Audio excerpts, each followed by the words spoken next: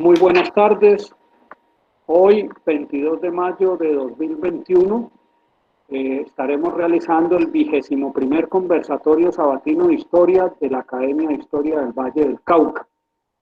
Hoy tenemos como conferencista al ingeniero Pedro Manuel Valencia Tejada, caleño, de familia paterna payanesa y familia materna bugueña. Pedro Manuel es bachiller del Colegio San Luis Gonzaga. Es ingeniero electromecánico de la Universidad del Valle. Como tal, se desempeñó como profesor en Univalle y en otras universidades. Fue director de ingeniería y subgerente de planta de la multinacional alemana Hecht. Fue director de información y capacitación empresarial en la Cámara de Comercio de Cali. Fue socio de la empresa de consultoría y montajes Mega Ingeniería. Ha sido miembro de varias organizaciones, entre ellas la Federación de Estudiantes de la Universidad del Valle, la Asociación de Egresados de la misma institución, de las cuales fue presidente. Representó a los egresados de la Universidad del Valle en el Consejo Superior. También ha sido miembro de la Cámara Junior, el Club Rotario, la Asociación de Ingenieros ASIEM, la Logia Masónica, la Asociación de Genealogistas del Gran Cauca, que actualmente preside, y es miembro de número de la Academia de Historia del Valle del Cauca. El académico Pedro Manuel Valencia Tejada ha escrito 3 libros técnicos, 3 de cuentos, 1 de poemas y muchos documentos. Ha dictado numerosas conferencias y seminarios sobre diferentes temas científicos, empresariales, técnicos, filosóficos, históricos y otros. Entre sus aficiones se cuentan el montañismo, la exploración de territorios selváticos, la navegación y las colecciones. Su ensayo titulado Un repaso anecdótico sobre la historia de Popayán, que es el tema del conversatorio de hoy, es un trabajo presentado para cumplir con el requisito en su promoción a miembro de número en la Academia de Historia del Valle del Cauca. Y ese ensayo forma parte de 3 ensayos similares, siendo los otros 2 sobre Buga y Cali. El de Cali fue presentado como requisito para su admisión como miembro correspondiente a la Academia de Historia del Valle del Cauca. El resumen del conversatorio de hoy, un repaso anecdótico sobre la historia de Popayán, es el siguiente. Este es un ensayo que a través del tiempo, desde antes de la conquista hasta la actualidad, comenta el transcurrir de esta importante y tradicional ciudad colombiana en cuanto a su entorno, sus gentes, sus acontecimientos y sus costumbres. No se trata de una relación histórica, sino que expresa de una manera crítica, personal, los conceptos del autor sobre diversos aconteceres, algunos poco conocidos, basándose en estudios e información obtenidos en seminarios, visitas, conversaciones, vivencias y lecturas. Entonces los dejo con nuestro conferencista, el académico Pedro Manuel Valencia Tejada. Adelante, Pedro Manuel, puedes iniciar tu conferencia. Bueno, muchas gracias, académico Andrés. Para todos un fraterno y cordial saludo. Me encanta verlos juntos y hay personas que hacen mucho rato, pero para mí es satisfactorio. En este recuento, pues quiero decirles de entrada que como hago algunas referencias, espero que nadie lo vaya a tomar título pues, personal ni ofensivo, ni mucho menos. Popayán es una ciudad a la cual yo le debo muchísimo y he tenido mucha relación con Popayán. Y como a veces me refiero a temas que a veces, para algunos un poco incómodos, yo dejo constancia de que no soy ateo, ni mucho menos, digamos, voltosa o de izquierda, me considero de centro derecha. Y entonces, porque aquí hay algunos conceptos que podrían parecer un poquito que no están alineados con lo que les acabo de decir. Bueno, entonces empiezo con esto. Esto es una especie de lectura con narración. Un recuerdo anecdótico sobre la historia de Popayán. Primero, antes de la costa, es muy poco y sin mayor documentación, puesto que los nativos carecían de tradiciones orales claras, de una religión bien establecida, ni construyeron obras que hicieran un legado sobre su pasado. Algunos sociólogos dicen que como vivían casi en un paraíso, no les importaba nada de eso y que su etnia tenía diversos orígenes, formas de pensar y de actuar. Antes de llegar a los españoles, Popayán era un poblado indígena ubicado en el mismo sitio que ocupa actualmente. Algunos cronistas dicen que este nombre, en lenguaje de los guambianos que vinieron con Belalcázar del sur del país, significa dos caseríos. Otros que Payán era el nombre de un caserío de la región. Y hay varias versiones más sobre este nombre. Como cosa rara y actuando en forma diferente a la que aplicaron con otras ciudades fundadas en esa época, los españoles no le antepusieron nombre alguno para contrarrestar el supuesto pagano o indígena que las identificaba. Cali, San Juan de Pasto, Santa Fe, Bogotá y otras. Actualmente algunos supuestos eruditos han querido endilgarle, digo entre comillas, algún santoral recién inventado y la Asunción de Popayán. No existe ningún documento donde se establezca que en la fundación de Popayán, ni exactamente la fecha, ni dice cuándo, ni dice que se le puso Asunción de Popayán, ni hay acta de fundación. Posiblemente para hacer que le pusieron este nombre, que el terremoto no la destruye una vez más de las varias que ha sufrido, que sin que exista ningún documento al respecto. Desde tiempos anteriores a la ubicada en un pequeño valle formado por montañas que fueron parte de un macizo geológico, a partir del cual se fijó una elevación aproximada de 1.700 metros sobre el nivel del mar, con un clima entre medio y fresco y cerca de cumbres nevadas y de volcanes activos y pasivos. Los paisajes de los alrededores de Popayán han sido siempre fascinantes, encantadores, nevados, lejanas montañas azules, ríos correntosos, quebradas, cañadas, cascadas y lagunas, potreros gigantescas y agrietadas rocas y verticales tapizadas con musgos y líquenes, lomas cubiertas con pastos, bosques y selvas de distintos matices, desde el verde claro hasta el azul verdoso, variada de vegetación dispersa, con flores de todos los colores y muchos elementos más, formando un paraíso idílico. En la época de la conquista abundaban en la región el oro y la plata, y eran muchísimos los rancheríos cercanos a la ciudad, poblados por indígenas y con cultivos alrededor. Para los conquistadores tuvieron importancia tanto el clima de la región como el ambiente sano y sosegado del entorno y de sus pobladores. No habían enfermedades como la gripe o la viruela. Entre los grupos de nativos la mayoría eran pacíficos y amables y solamente algunos pocos parecían ser agresivos y guerreros, aunque prácticamente todos se defendían en fuerza de la usurpación de sus tierras y de los abusos inhumanos de los conquistadores, aún en los periodos de las condiciones climáticas extremas de la región. No hacía mucho calor ni mucho frío. Durante el año llovía lo necesario sin excesos para mantener cultivos todo el tiempo. En el poblado y en sus alrededores, los españoles se encontraron muy a gusto por tener cerca regiones con todos los climas y con los más diversos ambientes. Hacia el occidente, las llanuras del Pacífico, poco habitadas, selváticas y muy calurosas, húmedas con ríos que desembocan en el mar con abundantes maderas, metales preciosos, animales y muchas otras riquezas naturales. Hacia el oriente, la cordillera central, con altos picos, algunos de ellos nevados y volcánicos, todos muy fríos, los cuales deben origen a numerosos nacimientos de agua, varios de ellos con aguas termales y con cualidades medicinales. Hacia el sur, en dirección a Quito, el caluroso y casi desértico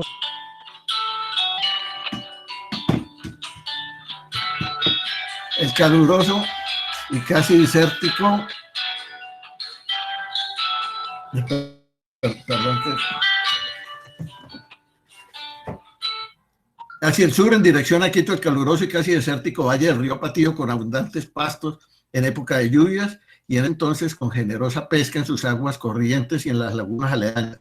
El río Cauca, que atraviesa la región en forma paralela al Océano Pacífico en dirección al Océano Atlántico, integraba la región haciendo de eje de referencia con el norte, sirviendo como vía de comunicación entre varios poblados y con el valle de su nombre, rico entonces en lagunas, pastos, bosques, selvas y poblados de varias tribus indígenas. Los indígenas de esta región se comunicaban prácticamente bien con el sur y muy poco con el oriente y hacia Bogotá, porque para ellos las tribus que vivían en esa región eran bastante agresivas y ellos no estaban interesados en peleas ni en conquistas. Bueno, segundo, la conquista. Habiéndose aventurados antes de la vista de América, en la conquista de Centroamérica, Perú y Quito, el aguerrido, codicioso e insaciable español Sebastián de Belalcázar, como lugarteniente del conquistador del Perú, Francisco Pizarro, en 1534, se independizó de este en forma algo desleal en Quito, ciudad en la cual se desempeñaba como gobernador, habiendo sido informado por algunos indígenas, quienes posiblemente con este cuento querían alejarlo de sus tierras, estaban cerca del presunto emporio de oro conocido como el Dorado.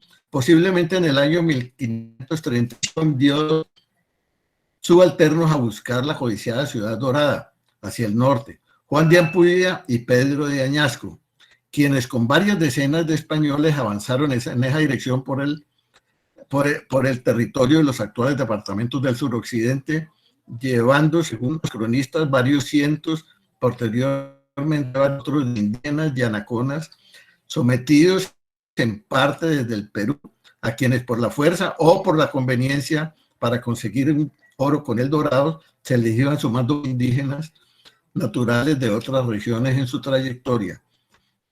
A su paso, a pesar de la resistencia que les oponían algunas tribus, ¿no? Estaban indígenas, destruían poblados, sometían a las más aberrantes condiciones a los pocos sobrevivientes en nombre de Dios y el rey. Los curas conquistadores de la época, muchos entre ellos cómplices, sentían por el oro una ambiciosa atracción, consiguiéndolo para el servicio de Dios y su disposición personal, con hipocresía y violencia, influenciados y cobijados por el ejemplo de los corruptos pontífices de la época, sus compatriotas españoles Borja, quienes en Italia se llamaban Borja. Entre diversas opiniones y algunos argumentos se ha concluido que a final de 1535 los exploradores españoles establecieron un puesto de paso cerca del lugar que actualmente ocupa la ciudad, dando origen al primer asentamiento de la misma, quedando a cargo de Juan de Ampudia y dándole el nombre de Villa de Ampudia. Después de fundada, muchos de los emisarios continuaron viajes hacia el norte, pasado por ejemplo, los alcanzó en Jamón en 1536. Cuando al poco tiempo llegó a la región Belalcázar, siendo ambicioso, analfabeta e inculto, inteligente y dominante, dictó a sus escribanos este comentario: Popayán está en comarca de naturales de la tierra, en la cual con menos trabajo españoles, y hay en ella agua y montes de leña y pastos para ganados y bastimentos y la comida de la tierra necesaria para la sustentación humana, y tiene condiciones convenientes y buenas y todas las otras calidades que se requieren para semejante fundación. Ayuda del inmenso Dios y de la Beatísima Madre se descubrirán muchas provincias como estas para que su majestad sea muy servido en sus reinos y sean sus rentas aumentadas, y por nuestra Santa Fe Católica mando que se edifique la iglesia mayor de esta ciudad y se le ponga por nombre Nuestra Señora del Reposo, para que nos ayude contra nuestros enemigos. No se sabe con claridad si los enemigos a quienes se refería eran nativos u otros españoles. Belalcázar y sus dos lugartenientes, Ampudia y Añasco, siguieron juntos en dirección al norte a través del Valle del Cauca hasta la población de Mela.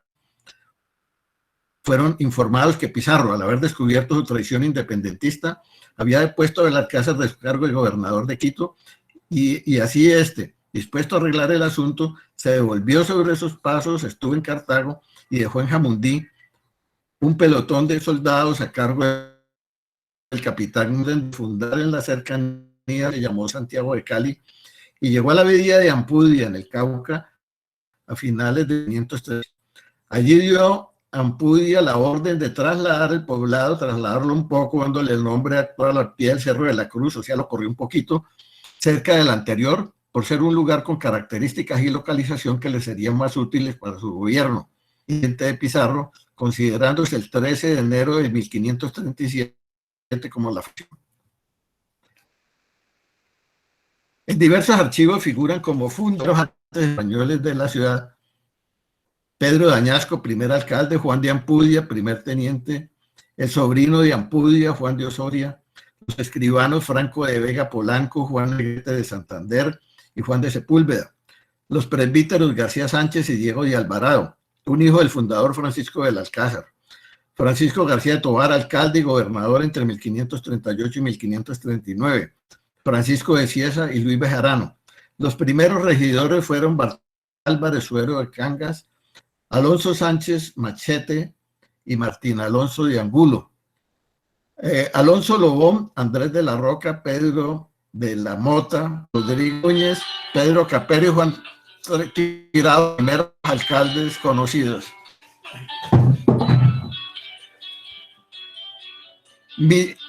Militares de diversos rangos y otros civiles que figuran en los anales de los primeros años como pobladores fueron Marcos de Velasco, Marcos Rubia de Ayala, Sebastián Núñez, Francisco de la Vega, Francisco Aguilar, Juan Centeno, Pedro Manso, Bartolomé Godoy, Bartolomé Salazar, Bartolomé Sánchez, Cristóbal Caicedo, Francisco Caicedo, Rodrigo de Torres, Juan Rubio, Cristóbal Carrero, Juan Muñoz, López Ortiz, Antonio de Alegría, Francisco Campero, Sebastián Núñez, Francisco de Arévalo, Juan Rubio, Martín Nieto Polo y Diego Sánchez de Narváez. Muchos de estos eran conocidos e inclusive parientes, algunos entre ellos. Varios cronistas integradores e historiadores mencionan algunos más, entre ellos algunos pocos esclavos africanos que habían llegado con los españoles antes de establecerse su importación masiva, aunque la corona prohibía. Los españoles que llegaron venían con personajes nativos de África. En esta primera época de la conquista en Popayán fueron muy pocas las mujeres que vinieron de España a América. Del Alcázar, regresando por Buenaventura, en dos de sus viajes en 1538, trajo a la región animales domésticos y semillas, y en el 41, a la par con Colón en su tercer viaje, habiendo ya recibido títulos nobiliarios de la corona, trajo varios artesanos españoles con sus familias, incluyendo unas pocas mujeres, varios de ellos a la vecina ciudad de Cali. Entre los capitanes que diversos periodos en las primeras décadas de la conquista tuvieron el mando sobre la soldadesca o la custodia de bienes de los españoles de la corona y de la iglesia, figuran como los más conocidos Diego Delgado, Francisco García del Tovar, Diego de Alvarado, Pedro Velasco, Santiago Quintero Príncipe, Diego del Campo y Salazar, Francisco de Mosquera, Cristóbal de Mosquera, Lorenzo Paz Maldonado, Álvaro Paz, Agustín Arias Zambrano, Gonzalo García Zambrano, Juan Ortiz, Alonso Bernal, Francisco de Arana, Sancho Sánchez de Ávila y Juan de Aranda. Muchos de estos primeros habitantes de la ciudad eran verdaderamente, siguen siendo los antepasados de muchísimos de los de nosotros. Los libros de nuestro muy apreciado genealogista e historiador que está presente hoy, Miguel Wenceslao, figuran pues la descendencia, y en su próximo libro, que está próximo a salir, la segunda edición de su magnífica enciclopedia sobre el linaje del Cauca, figuran muchísimos de estos personajes que son antepasados de muchos de los habitantes actuales. Cuando llegaron las primeras mujeres españolas, Nicolasa del Campo, hermana de Diego, se casó con Francisco García. Ana, hija de Juan de Ampudia y una indígena, se casó con Diego de Alvarado. Un grupo destacado que salió a fundar Almaguer en 1850 estaba compuesto, entre otros, por los militares Vasco de Guzmán, Alonso de Fuenmayor, Gonzalo Gómez, Luis de Minderos, Juan de Gaviria, Antonio Guevara, Martín Muñoz, Vicente Tamayo, Francisco Ruiz, Cosme de Torres, Alonso Casco, Pedro Gallego y Juan de Medellín. Fuenmayor era casado con una de las hijas de Belalcázar. Entre otros capitanes que estuvieron en Popayán, habitantes de paso, y luego continuaron recorrido recorriendo territorios y fundando otras poblaciones, figuran Jorge Robledo, quien fue alcalde, Cosme de Torres, Hernán Sánchez Murillo, Sancho Sánchez de Ávila, Baltasar de Maldonado, Francisco Ruiz, Pedro Bazán y Pedro Añasco. Este último, uno de los fundadores de Popayán, iba y venía por regiones cercanas y alejadas hasta que fue apresado y ajusticiado por los indígenas en venganza por sus numerosos crímenes. Ordenado cronológicamente o preciso en cuanto a las funciones o actuaciones cumplidas por sus integrantes, puesto que en diversas fuentes muestran diferentes versiones. La mayoría de los apellidos de estos conquistadores ha permanecido en la ciudad y muchos se han dispersado por todo el país y países vecinos, sin que, con algunas valiosas excepciones, a sus descendientes actuales les importe prácticamente un comino saber quiénes fueron los antepasados que vinieron y fundaron Popayán.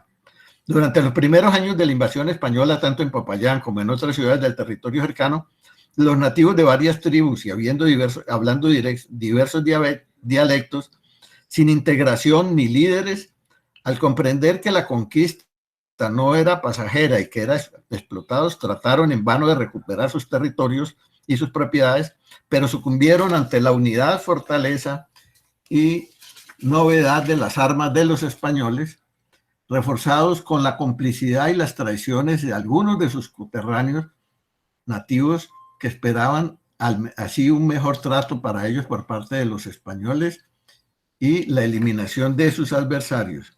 En la medida en la cual aumentaba el número de los invasores españoles que provenían del sur, los nativos se fueron desplazando, alejándose de la ciudad, pero sin abandonar. Fueron causa de numerosos problemas graves de abastecimiento de víveres y de otros elementos durante las primeras décadas de la conquista. Al respecto, dice un cronista en relación con esta época: los indios, con el fin de lanzar a los españoles de sus tierras, no habían querido labrarlas, de lo cual se originaba tener que buscar el maíz a 30 y a 40 millas y comer, así que los españoles como indios, las hierbas del campo, lagartos, culebras y langostas, con lo cual se hinchaban y adolecían de muerte. A esta desventura sobrevino, como es ordinario, una fiera peste que, repartido en cuadrillas de salteadores, para abastecerse y comerse, aprisionarse, abastecerse y comerse unos a otros, y ocupaban los montes y los llanos. Y si esa barbaridad era criticada por los españoles, quienes los comentaban que sembrando los campos saldrían de tantas calamidades, respondían los indígenas que les era menos penoso consumirse y sepultarse entre ellos que vivir muriendo bajo el dominio español. Pero a pesar de los muchos inconvenientes, las dos etnias, española y nativa, se fueron integrando durante las primeras décadas de iniciada la conquista, más por convicción o por equidad, más que por convicción o equidad de los españoles o por voluntad de los nativos, como una concesión formada por los conquistadores, porque sin la presencia de los indígenas no tenían más mujeres con quienes procrear, ni más siervos para trabajar, sin tenerles que pagar más que el mínimo sustento. Y además, para tener feligreses en las iglesias que justificasen la multiplicación de este tipo de construcciones, su descomunal tamaño y la ostentación del oro que adornaban los altares al servicio de Dios. Durante el transcurso de esta incompleta integración, aquellos conquistadores cuya ambición por el oro y su crueldad con los indígenas era más notoria, fueron premiados por los gobernantes y por la corona con el beneplácito de la iglesia, nombrándoles encomenderos, lo cual sencillamente quería decir que se les otorgaban como esclavos indígenas de una región con sus familias y sus tierras para que las explotaran en nombre de Dios y en beneficio propio del clero y del rey. Varios hijos de Belalcázar, Francisco, Francisca, Manuel, fueron encomenderos. Con esta forma de relación laboral y de usurpamiento de la tierra, se comenzaron a explotar las minas de oro de Almaguer, Huachicono, Puracé, Caloto, Timbiquí, en el lejano Chocó, así como en todas estas regiones se saquearon los templos, los pocos templos que existían nativos y tumbas sagradas de los nativos, y se asesinaron a sangre fría muchos miles de indígenas para demostrar poderío y para arrancarles con mayor facilidad sus narigueras, sus arcillos, sus pectorales, destrozando las sencillas obras de arte de su cultura para construir ornamentos y custodias, para forrar altares con papel de oro o para enviar a la madre patria toneladas de minerales preciosos, tesoros profanados y destrozados que fueron luego en diversas ocasiones aprovechados en primera instancia por los piratas ingleses. Otra de las riquezas que se explotó poco por los indígenas, pero que los españoles utilizaron en la fabricación de pólvora para sus pistolas y arcabuces o para otros fines, fueron el azúcar y el carbón, obtenido casi siempre de maderas finas, por lograrse con esta una pólvora de mejor calidad, y el nitrato de potasio que elaboraban procesando algunos minerales y vegetales. La comunicación con los indígenas fue difícil porque tenían diversos dialectos, así que los nativos se vieron obligados a aprender español. La religión obligatoria era la católica, la cual en realidad ni los españoles practicaban, mientras los indígenas nunca dejaron de practicar las diversas creencias religiosas suyas, así fuese escondidas. La autoridad española era férrea y sanguinaria, prácticamente integrada entre la iglesia y el Estado. Se obedecía o se moría, y al infierno, señores.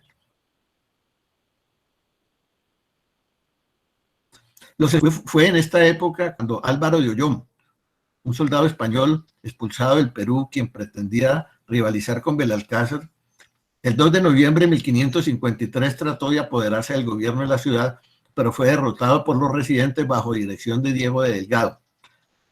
Al día siguiente, Ollón y 3 de sus aliados fueron descuartizados, 14 fueron colgados, a otros les cortaron las manos, los pies o ambos miembros. Entre ellos figuran varios indígenas a quienes Ollón había reclutado para sus fines. En esta época, entre las clases de ejecuciones para los ajusticiados, figuran amarrarlos con una soga por los pies, arrastrarlos vivos con un caballo al galope por caminos empedrados hasta el lugar de ejecución final. La llamada muerte por garrote consistía en amarrarlos a un asiento y hacerles girar la cabeza atada con una horqueta de madera como palanca hasta que se desgarrasen los huesos, los músculos y las arterias, o cortarles las manos y los pies hasta que se desangrara.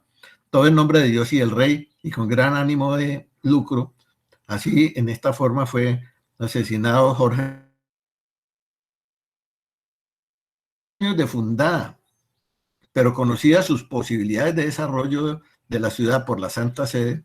En 1546 se recibió la categoría de sede episcopal con solo 10 años de fundada. En esta época los obispos podían ser escogidos entre civiles, y en Popayán hacían también las veces de recaudadores de diezmos. Además de los soldados españoles, la iglesia se surtía de feligreses indígenas convertidos por la fuerza, incluyendo algunas concubinas de estos y de otros españoles, y para obtener parroquias, los curas más importantes sumaban cruces anotadas en pergaminos que supuestamente eran presentados ante la Santa Sede, una por cada uno de las batallas o víctimas del maltrato y de las enfermedades, y además el clero recibía tributos de muchos de los españoles, trocando absoluciones sin necesidad de arrepentimiento ni restitución, perdonando las atrocidades de la soldadesca a cambio de oro para los copones y para las arcas particulares, hasta que en 1548, conocidos estos excesos y abusos por las autoridades religiosas de la metrópoli, fue enviado desde España el obispo Juan del Valle para poner en cintura a la corrupta alianza entre la curería y la soldadesca. Se establecieron leyes civiles contra, entre comillas, las barracanas de clérigos, o sea, tenían sus amigas, así públicas como escondidas, siendo apartadas de las dueñas honradas o casaderas. Y fueron muchos los juicios contra los curas, entre comillas, inmorales y de dudoso comportamiento. En 1558 la ciudad recibió el título de procesiones de Semana Santa. Los soldados españoles, incultos, ambiciosos y por lo general de muy malas costumbres, arrebataron las mujeres indígenas de sus esposos y de sus familias y la llevaron a convivir con ellos por la fuerza para satisfacer sus ansias varoniles, para que les sirvieran como hortelanas, cocineras, costureras y en otros oficios casi como esclavas, y era normal que las compraran, las vendieran, las recibiesen o las heredasen de otros soldados fallecidos como premios por sus bárbaras actuaciones, dándose comúnmente el caso de tener varias indígenas compartidas entre varios españoles en licenciosa promiscuidad, con el silencio cómplice de los curas que los acompañaban, y no para formar dignas familias cristianas, como lo afirman algunos cronistas. Asegurar lo contrario sería completamente iluso. Como ya se comentó, mujeres españolas a América no llegaron a nuestro territorio sino hasta el tercer viaje de Colón en 1541. Y en 1556 en Popayán había únicamente 10 españoles con esposas europeas, en una población total de unos 8,000 habitantes, muchos de ellos descendientes de españoles e indígenas. Varias de las mujeres españolas que habían llegado en el primer grupo de Belalcázar en 1541 o fallecieron o se fueron a vivir a otras regiones. La mayoría de los descendientes de los soldados, curas y capitanes españoles con indígenas eran considerados legítimos si la madre no había sido convertida al cristianismo, eran considerados ilegítimos. Y aún en el caso de haberlo hecho, sus hijos como ellas eran víctimas de toda clase de oprobios y vejaciones sanitarias a las cuales eran sometidos. Sin embargo, algunos pocos soldados y capitanes fueron la excepción y con dignidad y decoro iniciaron con respeto y buen trato la formación de un mestizaje de familias integradas entre sí y de buenas costumbres. Con el transcurrir del tiempo, de uno y otro grupos, tanto del que misericordiosamente nos apenamos, como el que orgullosamente desciende la mayor parte de los habitantes de nuestra región actual, conformada por los departamentos del Cauca y el Valle del Cauca. Durante esta época de la colonia fueron también muchas las alianzas, las traiciones, las trifulcas sangrientas y los asesinatos entre los conquistadores de la región para apoderarse de los frutos de los saqueos de otros o por otras razones. Hechos casi siempre impunes y convenientemente olvidados o corruptamente asueltos por algunos curas cómplices, pese a que la iglesia proclamaba y prometía mejores formas de convivencia. Por estos años, un acaudalado y conocido vecino de la ciudad, Lorenzo de Paz y Maldonado, asesinó a su esposa Catalina de Belalcázar, nieta de Sebastián, y a su presunto amante Francisco García del Tovar. Este y muchos otros sucesos desmienten la información falseada y generosamente aceptada sobre la armonía y la paz que supuestamente reinaban durante la conquista en esta ciudad, la cual tenía muy pocos habitantes, entre ellos muchos soldados y curas, todos bien conocidos entre sí, y muchos siendo además entre ellos parientes cercanos. Otro de los claros ejemplos fue el del mismo conquistador Sebastián de Belalcázar, quien a pesar de tener el apoyo de la iglesia, estar rodeado de curas y profesar supuestamente la religión católica, nunca se casó y tuvo, según varias opiniones, más de 20 hijos con diversas mujeres indígenas. Varios de estos fueron reconocidos por sus riquezas y aportes como nobles por la corona española y fueron premiados con algunas prebendas y títulos, y por eso algunos se casaron con mujeres peninsulares. En forma diferente a la mayoría de los capitanes y soldados, parece que Belalcázar fue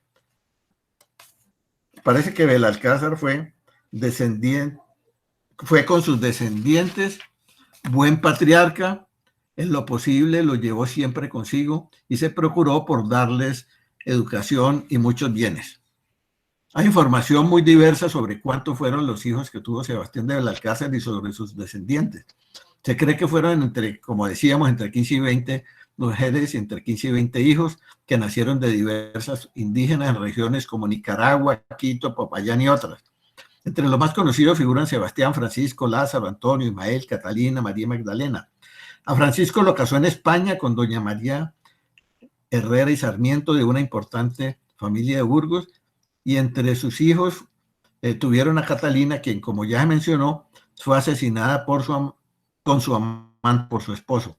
A María la casó Sebastián con el capitán Alonso Díaz de Fuenmayor, alcalde y regidor de Cali, y a Magdalena con el capitán Francisco Trejo, rico hacendado, fundador y vecino de Guadalajara de Buga. La descendencia de Baltasar ha sido muy abundante, a tal punto que la mayoría de los actuales descendientes de los conquistadores españoles del suroccidente colombiano, perdón, la mayoría de los descendientes de los conquistadores españoles del suroccidente colombiano lo tenemos entre nuestros antepasados, algunos varias veces. De igual manera, llevamos en alto grado el ascendiente indígena proveniente de diversas tribus y de diversos rangos. En unos casos igualmente tenemos el ascendiente africano, aunque en estos últimos casos muchos miembros de nuestra sociedad lo desconozcan, lo escondan, lo nieguen o aún lo repudian. Pero es una realidad que todos tenemos esta ascendencia. Durante esta primera época de la conquista, la cual duró entre 5 y 6 décadas, la población indígena de la región aledaña a Popayán, estimada en más de 35.000 habitantes, cuando llegaron los españoles, se redujo a unos 3.500. Las calles de la ciudad eran de tierra, sin empedrado alguno. La plaza era una cuadra desolada que servía los domingos para el mercado. Las casas de los habitantes de Popayán, separadas entre sí, ocupaban unas pocas cuadras alrededor de la plaza principal. Había varias iglesias. Las primeras construcciones hechas por indígenas eran de tapia pesada y piedra, con techos de madera y paja, en las cuales poco a poco, con el aporte de conocimiento de algunos españoles y la escasez creciente de la madera apropiada, fueron esos materiales por la guadua y la esterilla, y algunas eran repelladas con barro, pintadas con cal. Generalmente las casas de los conquistadores eran individuales por familia y las casas de los nativos eran comunales. Las hamacas hacían las veces de camas. No había agua corriente y menos alcantarillado.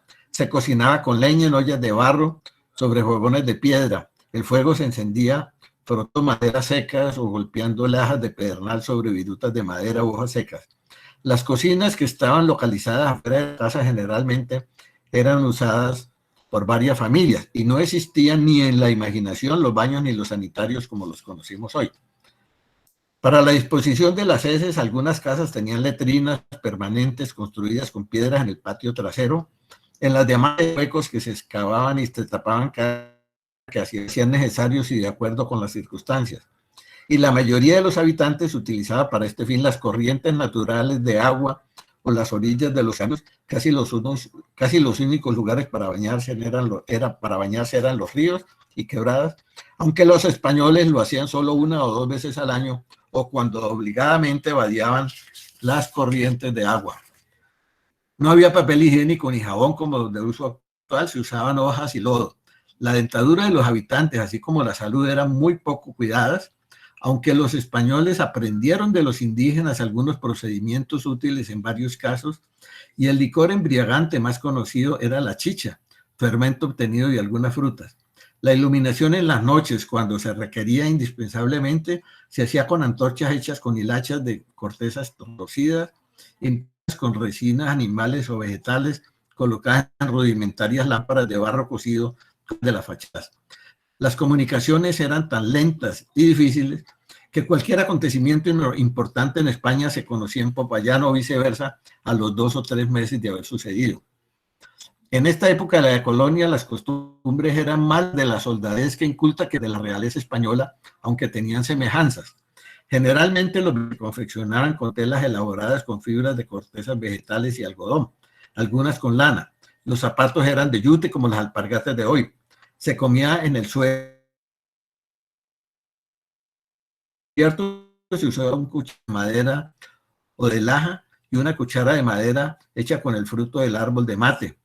Y el alimento se llevaba a la boca generalmente con la mano. La comida consistía básicamente en frutas como la guayaba, papas y maíz, casi todo crudo, y a veces carne de venado, de guagua, de aves, de micos y peces.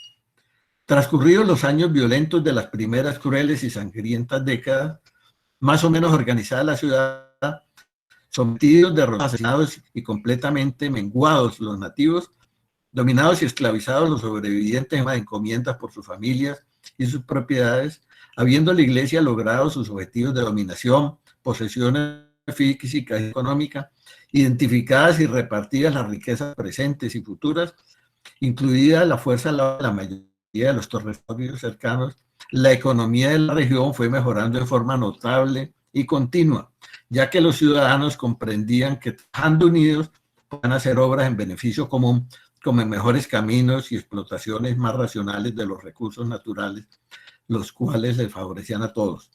Sin noticias ciertas sobre El Dorado, repartidos los territorios entre las familias con más influencias ante el reino, suavizadas las terribles batallas y traiciones por el poder entre los líderes españoles y las propiciadas por ellos entre las tribus, con las familias que se fueron formando entre españoles y nativas, o con las mujeres europeas que se averaron a venir de estos territorios, se fue estableciendo una nueva forma de vida más armónica, con formas de gobierno copiadas y más dependientes de la corona española que de la voluntad subjetiva de los gobernantes locales y de la iglesia, la cual por fin se concientizaba de su responsabilidad moral y formativa y se fue formando a través de los años, sin que se puedan establecer fechas determinadas, la época que los historiadores han definido como la transición entre la conquista y la colonia. Ya habían ganados caprinos, ovinos y bovinos, además de animales domésticos, tanto para consumo como conejos y gallinas, y otros para compañía, como perros y gatos. Productos agropecuarios, maderas, ganados y otros elementos, así como por ser paso obligatorio entre virreinatos. En estas épocas hay varias décadas con diferentes niveles de intersección. Popayán era casi equidistante de Santa Fe y de Quito. Para ir a esta última ciudad localizada al sur se empleaban entre 9 y 12 días de camino a pie según las épocas de sequía o de lluvias. A Santa Fe entre 10 y 14 días y se iba hacia el oriente por el paso de las montañas aledañas, el cual posteriormente fue llamado Camino de Guanacas, y varios días más por el difícil camino del norte pasando por el Quindío. A Cali, ciudad fundada algunos meses después de Popayán, el viaje tomaba entre 2 y 3 días de a pie hacia el norte. Los viajes a caballo de mula tomaban uno a varios días menos, hasta la mitad de día según las circunstancias. Posiblemente por esta ubicación durante los primeros años de la conquista, Popayán fue gobernada en diversas épocas y en periodos desiguales, desde Lima, desde Quito y aún desde Panamá. Luego, Colonia.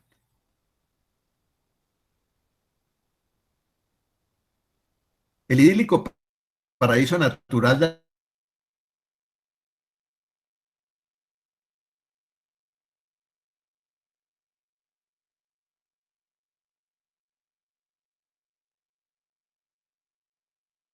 y así se siguieron construyendo en adelante con cimientos de piedra, muros con adobes entrecruzados o con ladrillos, techos con vigas ensambladas entre sí y unidas con tiras de cuero y de cortezas, clavos de hierro, cubiertas con tendidos de caña brava y esterilla,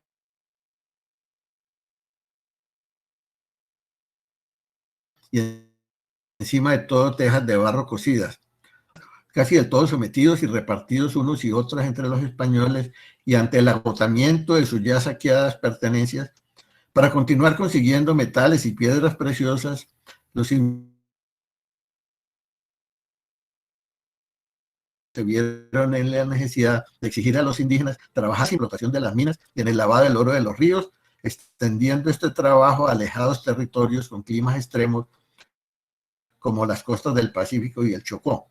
Otros trabajos duros eran traer pesadas cargas de agua y leña, cada vez de regiones más lejanas para el consumo doméstico y para algunas industrias incipientes. Al principio de la colonia abundaban los bosques cercanos a la ciudad, pero la madera para las construcciones, altares, bancas de iglesia, camas y demás muebles se debieron traer cada día a regiones más alejadas. Además se deforestaron las vertientes y lomas, dando paso a potreros para ganado. Como nadie se preocupó por resembrar, se fueron diezmando los bosques y se fueron secando las quebradas, disminuyó el caudal de los ríos como el Cauca y el Patía. Estas labores se sumaban a las que ya tenían los indígenas en las minas y en la agricultura. Así el trabajo inhumano, que incluía mujeres y niños, terminó por doblegar cada vez más la salud de los nativos, minada ya por las enfermedades traídas por los españoles, para los cuales sus organismos tenían precarias defensas. Por ser ya escasa y poca productiva la mano de obra local, se inició en 1582 la importación de esclavos africanos. Aunque la corona prohibía la esclavitud, pero no la castigaba, a partir de entonces llegaron contingentes por Cartagena, continuamente por Cartagena, cargamentos de esclavos despiadadamente cazados como animales separados de sus familias, arrancados a sangre y fuego de sus países nativos.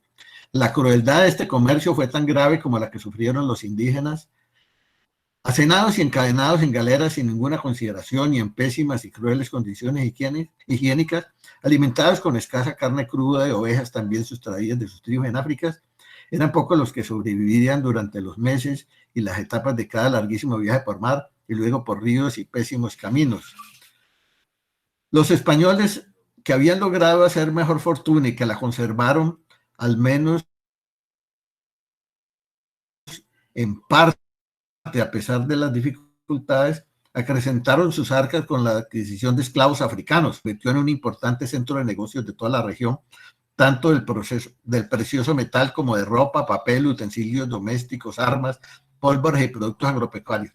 Popayán fue entonces designada por la corona como la capital de la gobernación del mismo nombre, cuya área de poder y cuya influencia abarcaba entonces más de la mitad del territorio de lo que hoy es Colombia. Los soldados de la conquista habían recibido títulos nobiliarios de la corona y la de aquellos que lograron posteriormente ejercer algunos oficios artesanales, se fueron afianzando en las actividades del comercio y los cargos públicos y vivían en el centro de la ciudad en amplias casas solariegas, mientras que en la periferia y vecindades vivían los mestizos y los nativos que ocupaban los estratos más bajos y hacían los oficios más humildes.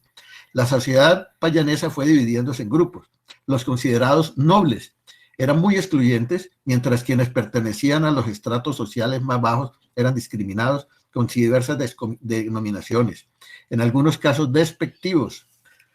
Las ñapangas eran mujeres de ascendencia indígena con alguna sangre española, dedicadas como sirvientas a los oficios domésticos y algunas a menesteres menos santos. Cuando alguno de los privilegiados se iba de la ciudad o vendía una casa, dejaba algunas o todas de estas mujeres como ñapa, o sea, como valor agregado al negocio, por eso se llamaron ñapangas. Los patojos eran los pobres que no tenían cómo calzar siquiera alpargatas, y a muchos de ellos, por la abundancia de niguas que se les metían en la piel de los pies, o patas, como los llamaban los aristócratas, asimilando los animales, caminaban con dificultad. Por esta razón, por caminar con dificultad, por haber sido invadidos por estos animales, pues los llamaban patojos. Es un nombre que todavía se usa en Popayán, ya sin esa forma despectiva. La riqueza de la región fue convirtiendo en un centro aristocrático y político, y como consecuencia en el centro cultural importante no solo de la región, sino de lo que hoy es el área andina del suroccidente colombiano, del Ecuador y Perú. En 1810, el resto de la española llegó a Popayán la zurda, cruel y terrible peste de la Inquisición. Afortunadamente fue poco lo nuevo que hizo este flagelo en la ciudad, ya que a cualquier precio la religión católica había sido impuesta a sangre y fuego, y eran pocos quienes osaban contradecir en sus creencias a los curas o a sus patronos. No obstante, la sociedad mostraban virtuosas costumbres, muchas veces diferentes a las que cierta una relación social apacible que había aceptado, integrado las llamadas buenas maneras de quienes describían los cuadros costumbristas. Se enaltecía el respeto mutuo entre clases sociales y los dirigentes se vanagloriaban del hecho de que existía una obediencia ciega a la autoridad y a la iglesia, que eran prácticamente lo mismo. Durante esta época, Popayán tenía más iglesias y curas por habitantes que cualquier otra ciudad de América. Y como en la conquista, en gran parte el oro se convertía en artículos como copones y laminillas para forrar altares en las iglesias, mientras el resto era acuñado enviado a la metrópolis, primero por Cartagena y luego por Panamá, aunque iniciadas casi desde su fundación, se establecieron por esta época ya oficialmente las muy conocidas celebraciones de Semana Santa, en las cuales participaban todas las clases sociales dentro del rango de jerarquías impuesto por la corona y por la iglesia. También se fundaron colegios y diversos centros culturales. El seminario de Popayán, algo así como la Universidad Católica de la época, se fundó en 1633. Fue durante estos años, cerca de 200 en la llamada colonia, llegaron a la ciudad algunas familias de ascendencia española consideradas nobles, las cuales se establecieron en ella intercambiando relaciones económicas y parentescos por medio de uniones matrimoniales con familias pudientes ya establecidas. También por esta época algunas diversiones y costumbres se fueron estableciendo entre los colonos, entre las cuales las principales eran la música con instrumentación diversa, tales como varias versiones de guitarras y bandolas de origen español, tambores, marimbas y otros instrumentos de percusión que llegaron con los esclavos de África, y flautas y otros instrumentos en su mayoría de origen nativo. De las peleas de gallos y las corridas de toros, los bailes y las celebraciones onomásticas y religiosas formaban parte de la diversión. Entre los nuevos españoles, Jacinto de Arboleda y Ortiz, ascendiente de la región, llegó de Granada a España, Cerva, en 1626 como buscador de oro, y luego pasó a vivir en Popayán, contrayendo matrimonio con Teodora Olea Delgado de Salazar y Figueroa y aristocráticos abolengo. De ahí de él descienden la mayor parte de la familia Arboleda, que desde entonces se ha ramificado por todo el país. Parientes entre sí, los españoles, Manuel de Valencia, residente en Popayán en 1070, con los hijos nacidos varias mujeres indígenas que vivían en Cocunuco, y Pedro de Valencia y Aranda llegaron de Málaga, llegado de Málaga, residente a Popayán en el año 1700, con una amplia descendencia en esa ciudad y en el país, se encuentran entre quienes son los antepasados de numerosas familias de la región. Desde esta época, los valencianos de Popayán se consideran de mejor familia en Cocunuco, pues Pedro de Valencia y Aranda se casó con María Josefa Fernández del Castillo y Cobo de Figueroa, acaudalada y aristocrática, descendiente de varios de los capitanes españoles sobresalientes en la conquista, como Pedro de Velasco, Pedro de Cobo, Cristóbal de Mosquera y otros, mientras que su pariente Manuel, el de Cocunuco, se había relacionado con mujeres indígenas pobres y por eso lo expulsaron de la ciudad y se fue a vivir a Quito. Durante toda esa época, muchos otros españoles siguieron llegando solos o con sus esposas y familias, y ellos descienden gran parte de los actuales habitantes de la región y del país. La institución matrimonial era muy compleja, a tal punto que entre los considerados nobles, solo los hombres de determinadas características podrían postularse para solicitar la mano de su futura esposa. Y cuando eran varios los candidatos, los progenitores elegían cuidadosamente al de mejores apellidos y mejor posición económica, muchas veces sin siquiera conociera a su futuro esposo. Había normas para solicitar el matrimonio, para la ceremonia, y aún después del matrimonio o en la misma ceremonia había otras, como una denominada velación, que consistía pues en ponerles un velo a los esposos. Cuando los noviazgos eran permitidos y tenían alguna duración, nunca se dejaba solos a los novios y sus padres leían las cartas que se enviaban. Pero entre los ciudadanos comunes y aún entre los nobles que no eran primogénitos, algunas de estas normas solo se cumplían en apariencia, y así hubo muchos hijos fuera de matrimonio y parejas que vivían en avancebamiento, entre comillas, bajo la siniestra mirada de los cómplice e involucrada en los mismos hechos de una hipócrita beatería. No obstante, la semblanza de paz y progreso que reinaba en la ciudad, no faltaban en esta época escándalos como el asesinato de Pedro López Crespo de Bustamante, quien fue ultimado por su esposa Inicia de Mosquera Bonilla y de esta y socio de su marido, Pedro Hermenegildo García de Lemos, de quienes nació Ana María, quien fue la madre del presidente José María Obando, uno de los grandes luchadores por la libertad de los esclavos en Colombia. O como el Salvador de Rivera, casado con doña Ana de los Arcos y Ortiz Maldonado, quien, según los cronistas, entre comillas, quien cortejaba a una dama de compañía o algo semejante, oficio reservado a los indios. Era mestiza de nombre Margarita Hernández. Tenía a su cuidado el rico estanciero Alonso Pérez, Enrique y Micaela, ya mujer. Sorprendiólos en plena acción amorosa, díjele a Micaela, quien castigó severamente a la Margarita, que corrida ingirió Solimán y se fue a podrir en la tierra. A Rivera, por testimonios de don Alonso, la justicia lo condenó al destierro como directo responsable del suicidio y a pagar penas pecuniarias. A mediados de la colonia, por el año 1700, Popayán progresaba con el comercio entre sus habitantes y los numerosos viajeros que pasando por la ciudad iban y venían a Santa Fe, Quito, Lima y otras ciudades. Uno de los negocios de sus habitantes eran las posadas, las cuales hacían a la vez de centros de información sobre lo que acontecía en otras regiones y en la metrópoli. Otro negocio importante estaba conformado por las pulperías, las cuales eran generalmente casas de habitación con tiendas en las cuales se vendían pan, quesos, leche, huevos, chocolate, panela, carbón, aguardiente, hilos, lana, tejidos, tabaco, papel, hierbas y muchos otros productos del diario consumir y viandas para los largos viajes hacia otras ciudades. La ruta más fácil hacia Santa Fe era el camino de Guanacas, el cual pasó cerca de la población de La Plata en el Valle de Magdalena, ruta esta que era preferida la del Quindío, sumamente difícil por el clima, la selva, los ríos, los asaltantes y las escabrosas pendientes. En estos años la educación considerada de buen nivel no pasaba de saber leer y escribir, conocer las 4 operaciones, saber algo sobre los libros sagrados y tener alguna idea vaga sobre historia, especialmente de España y la Iglesia. Solamente algunas familias pudientes podían hacer que sus hijos profundizaran en algunas disciplinas y eran enviados a Santa Fe o a Quito, y en contados casos a Europa.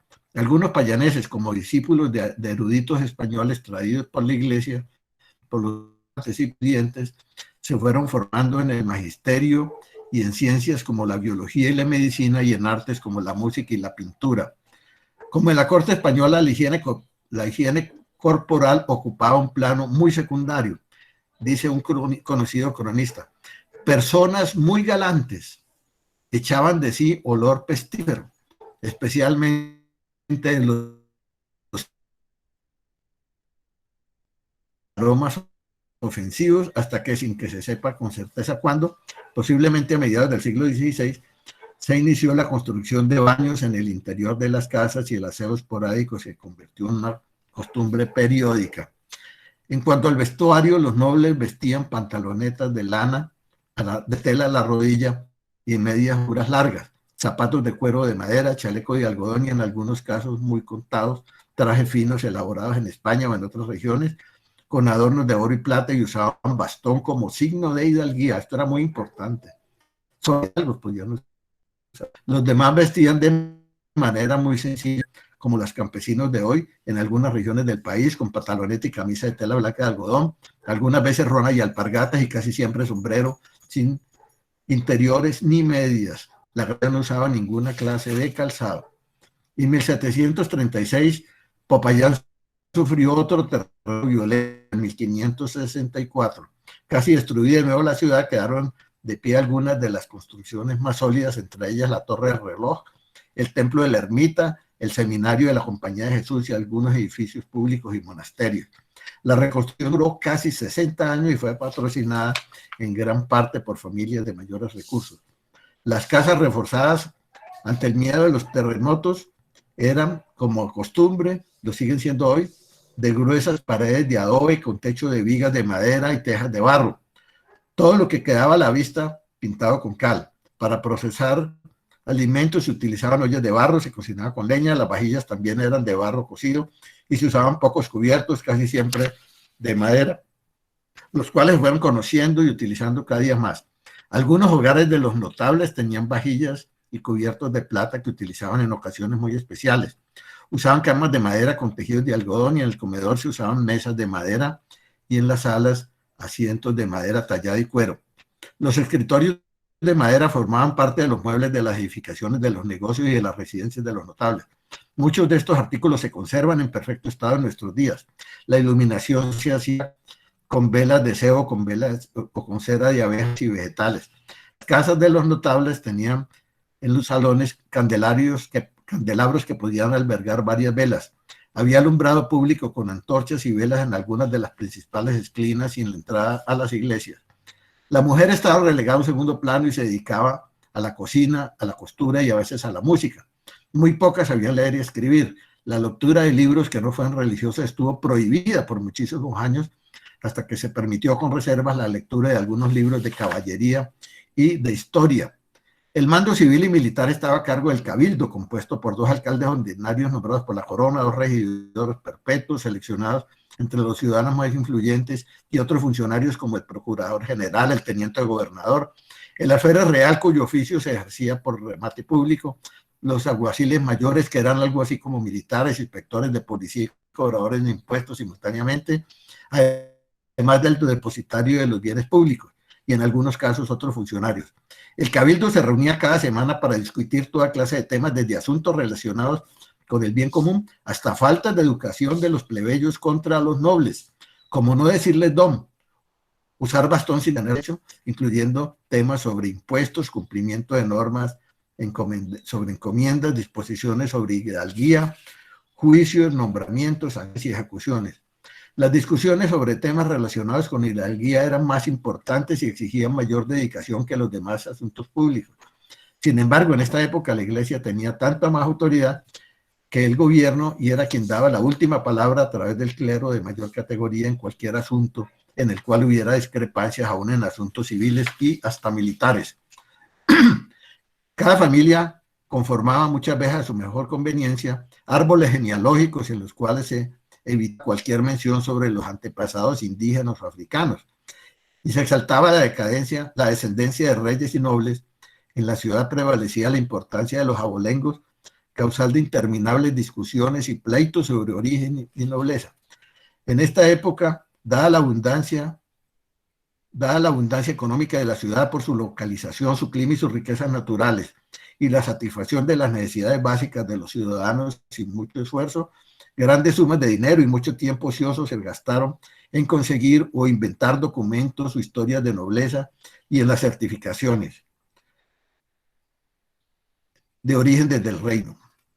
Fue clásica la discusión entre los Mosqueras y los Valencias durante 3 generaciones, tratando de demostrar cuál era más noble, y así muchas familias pudientes se empobrecieron sin poder cumplir con el pago de impuestos que, para sostener sus títulos e hidalguías, le exigía periódicamente la corona, porque para España esta ingenuidad de los payaneses se había convertido en un buen negocio. Uno de los acontecimientos más conocidos fue la disputa de distinguidos ciudadanos liderados por Cristóbal de Mosquera y Francisco Hurtado del Águila contra el gobernador de Popayán, Jerónimo José de la Vega y Valdés, marqués de Nevares, quien se consideraba de mejor familia que los demás payaneses, disputa que se encadenó una pequeña guerra civil en la ciudad hasta que lo ahuyentaron. Hurtado del Águila, sin que en esa época se mencionara siquiera por ser una afrenta, es descendiente de judíos. En el siglo XVII habían logrado demostrar hidalguía o nobleza cerca de 60 familias, entre las cuales figuran, no las voy a leer todas pues porque son 60, Angulo, Arboleda, etcétera, etcétera, y las últimas letras, Valencia, Velasco, Vargués y Vergara. El marqués de San Juan de Rivera y vizconde de la Vega del Portilla, Antonio de Rivera y Guzmán, quien recibió el título en 1715, hijo de Esteban de Rivera y Silva, hijo de Catalina de Rivera, hermana del capitán español Juan Taborda, fue teniente de gobernador de Popayán desde 1567 hasta su muerte en el 69. Un hijo de Marco Antonio, Marco Ambrosio de Rivera y Tapia, fue el segundo marqués de este mismo título. En la actualidad, muchas de esas familias han tenido continuidad en la región y varias de ellas siguen figurando de alguna manera como aristócratas en la ciudad, mientras la mayoría de estos apellidos se han integrado entre los habitantes de todo el país, en todas las clases sociales, o incluso se han modificado y algunos prácticamente han desaparecido. Entre los 12 títulos nobiliarios que se crearon en los territorios de la Real Audiencia de Santa Fe y el Virreinato de Granada, está el de Conde de Casavalencia en 1789, otorgado a Francisco de Valencia y Sáez del Pontón, hijo de Pedro Agustín, al cual se le agregó casi un siglo después, en 1884, la distinción de grandeza de España, a pesar de que el segundo poseedor del condazgo, Pedro Felipe, hijo de Francisco y nacido en España, había sido fusilado en Bogotá en 1816. Según los españoles, por traidora de la corona, pero según los patriotas, por abrazar la causa de la independencia y al decir de otros, por oportunista, hasta por bobo, como comentaremos más adelante. La vida familiar se fue imponiendo y los hogares y las familias se fortalecieron en sus lazos fraternos, conformando verdaderos clanes de apoyo mutuo. Existía el derecho de primogenitura, porque si no se dispersaba la riqueza. Los hijos no favorecidos pasaban a un segundo plano y en algunos casos se metían de cura, favoreciendo desde las parroquias las uniones matrimoniales intrafamiliares por medio de dispensas. Desde la temprana colonia hasta principios de 1800, en Popayán se habían aprobado más de 10.000 dispensas que permitían matrimonios entre tíos y sobrinos, entre primos hermanos o entre parentescos cercanos. A fines del siglo XVII, ya cerca de 1800, Popayán era una floreciente ciudad cultural con nivel económico considerado alto en la época. Varios de sus ciudadanos ilustres participaron en la organización y mejoramiento del nivel de vida de todos los habitantes y la iglesia, ya consciente de su importante papel, tuvo también influencia en el mejoramiento de la economía y de la cultura general. Prácticamente no había miseria. La mayoría de los habitantes de la ciudad eran blancos o mestizos y en menor número negros o mulatos, aunque estos no se habituaron del todo al clima fresco y se iban a ciudades de la ciudad de la mejor oportunidad. Había ciudadanos letrados con alguna formación académica y aún científica y artística, y casi todas las familias notables eran propietarias de tierras, casas y esclavos. Las fuentes principales de ingresos seguían siendo la minería, con explotaciones cada vez más alejadas, la agricultura, la ganadería y el comercio. Había una relativa paz y orden público, estaba a cargo de una notable fuerza militar que mantenía una seguridad aceptable. Las casas eran muy amplias, con zaguán a la entrada y patio interior rodeado de corredores que comunicaban las estancias utilitarias y las alcobas. Estas casas, muchísimas casas de estas todavía están en muy buen estado, muy bien conservadas.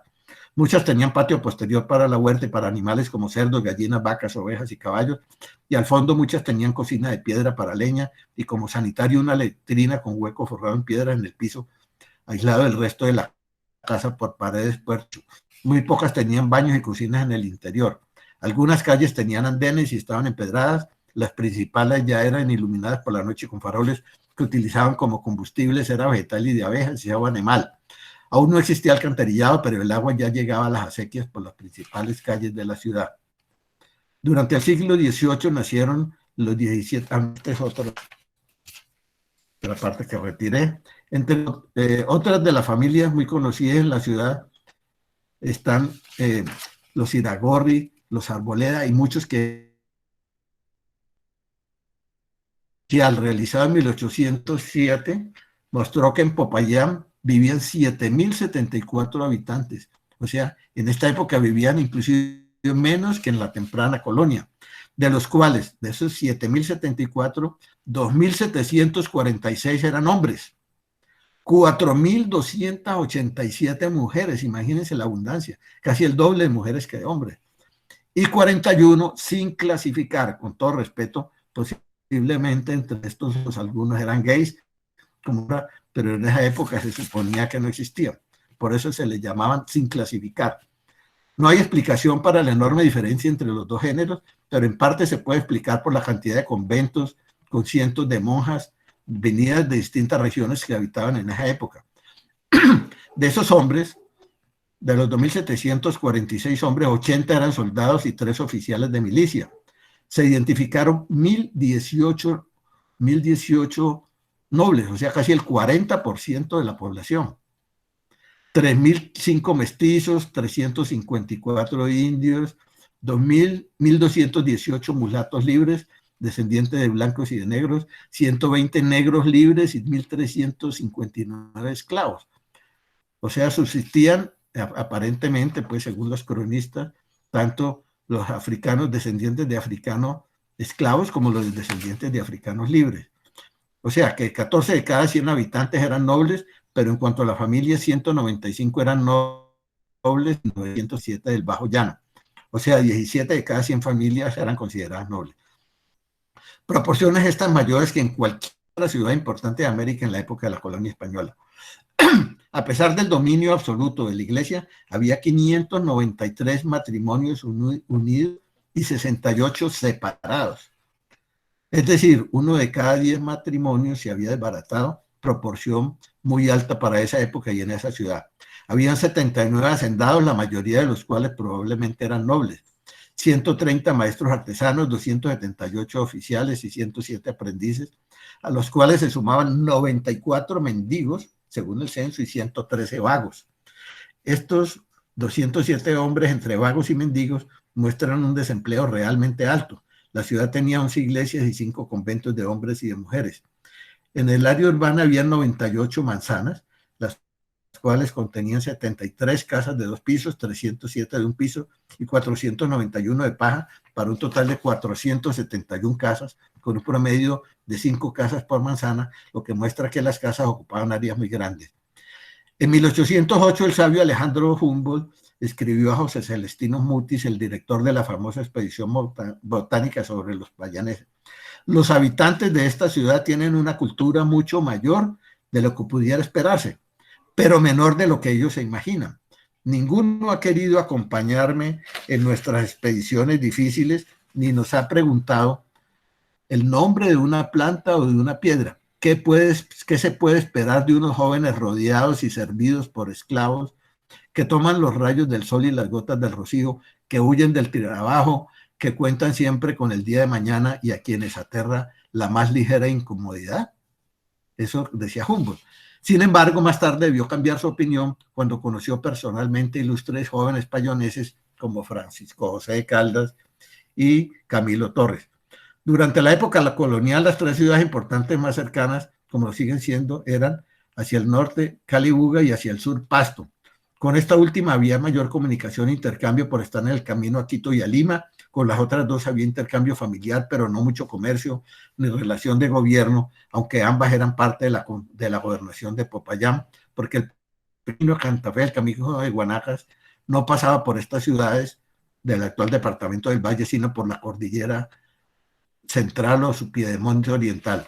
A Panamá y España se viajaba más por Cartagena, a la cual se llegaba en parte a través de los ríos Cauca y Magdalena, que por Buenaventura. A fines de esta época, las diferencias sociales entre los gobernantes y los ciudadanos ya raizales se fueron acentuando. Una vez más en Popayán, mayores calificaciones aristocráticas ni culturales, a regir sobre acaudalados y ennoblecidos criollos, cobrando los impuestos cada vez más onerosos. Esta situación, en diversas formas e intensidades, tuvo lugar en la misma época en casi todo el territorio de la Nueva Granada y de la América Española, y fue causante de una nueva decadencia, aunque menos grave que las anteriores en producción agropecuaria y en las explotaciones mineras. Siguiente, la independencia. Sin entrar a considerar las causas ni los agravantes que por la situación en la España de los primeros años del siglo XIX dieron origen a las propuestas de emancipación de nuestra nación, puede pensarse que fue muy difícil la situación para los payaneses durante la época de las guerras de independencia. Los ciudadanos notables gozaban de una buena posición económica y en su mayoría estaban identificados con la corona por considerarse a sí mismos como parte de la realeza, hechos ratificados solo a medias en algunos de ellos con documentos conseguidos mediante interminables cartas, probatorios, declaraciones, escritos, alegatos, viajes, onerosos pagos y hasta buenas y piadosas mentiras, por medio de las cuales se les reconocía ser descendientes de reyes de conocidas monarquías, cuando en la realidad solamente algunos casos eran ciertos, y de si era así, la mayoría lo eran de pequeños y circunstanciales reinos de lugares y de épocas casi olvidadas.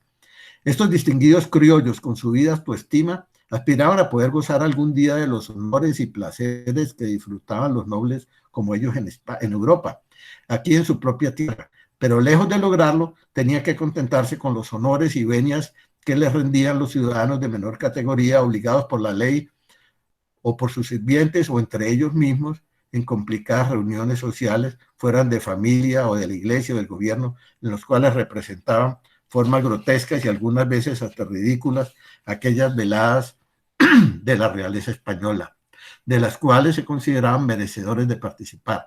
Además de ser poco dados a estudiar y a profundizar en conocimientos filosóficos, científicos, humanísticos, históricos o políticos interesantes, no tenían razones ni disponían de tiempo ni de recursos para participar en campañas armadas que los obligarían a defender posiciones sociales y políticas cuyos mismos principios no los convencían. Para comentar con extraños sobre temas diferentes a sus triviales conversaciones sobre hidalguía, libros sagrados y otros asuntos sin mayor importancia, hacer aportes en oro o en personas que estuvieran a su cargo a causas que no les retribuían recursos para incrementar sus ingenuos pasatiempos, y menos aprender a manejar elementos de guerra, a vestir costosos e incómodos uniformes militares, a recibir órdenes de comandantes que no eran de su alcurnia, a recorrer territorios inhóspitos pasando hambre, a dormir en campamentos o al aire libre, o participar en batallas y ser heridos, ejecutados, presos o convertirse en prófugos o difuntos, o hacer lo mismo con enemigos de quienes desconocían prácticamente todo. Otros, los más, pero también quienes tenían menos poder, apoyados en diversas oportunidades por algunos de los pocos notables conscientes de que esas sutilezas no pasaban de ser meras vanidades que no conducían a un futuro próspero y seguro, querían realmente independizarse de España. La participación de Popayán en la gesta de la independencia fue muy significativa, a tal punto que en 1810 y 1820 la ciudad fue ocupada 22 veces por los ejércitos de uno y otro bando, se alternaba. Durante este periodo muchos payaneses como Francisco José de Caldas y Camilo Torres fueron fusilados por los realistas, dada su posición ante el gobierno español, y otros tantos fueron fusilados por los patriotas por su actitud frente al movimiento independentista. La participación, por ejemplo, Camilo Torres fue inicialmente realista, luego, sin ser extremista ni beligerante, trató de persuadir a unos y a otros en busca de una solución pacífica al conflicto bajo unos parámetros equilibrados y justos que los realistas públicamente en una jaula durante varios días. Por diversas razones, Popayán era una ciudad cuyos habitantes no estaban claramente definidos en contra del rey o a favor de los patriotas, aunque era manifiesto el descontento de los nobles con el trato que recibían de los funcionarios de la corona, no porque en realidad fuese tan malo, sino porque querían que se los tratara con la reverencia y respeto que según ellos merecían por sus ancestros, por sus riquezas y por su cultura. La Iglesia, como muchas veces, por conveniencia, no intervino directamente en la espera de los resultados del descontento que fuese por las mismas o por otras razones, se hacía cada vez más notorio y se difundía a través de la mayor parte del territorio de Nueva Granada. Los años de la contienda fueron una época oscura para las relaciones sociales en Popayán. Por una parte, muchos de los señores notables que por diversas razones y medios habían conseguido documentos que, aunque no fuera siempre cierto, probaban su pureza de sangre y les garantizaban ser descendientes de cristianos viejos, no por la edad, sino porque tenían antepasados cristianos, por la antigüedad de sus demostradas creencias familiares, eran realistas. Otros, descendientes de españoles, pero pobres o mestizos de españoles y indios, quienes habiendo sido tradicionalmente servidores y en muchos casos habiendo sido constantemente maltratados y humillados, eran partidarios de la independencia, pero los había también a la inversa. Algunos pocos notables eran independentistas y muchos ciudadanos de segundo nivel realistas. Algo parecido pasaba con la clerecía, la cual prefirió pasar casi desapercibida, pues con ambos bandos ganaba. En muchos casos, durante la contienda, varios de estos grupos sociales se integraron mientras otros se distanciaron aún más.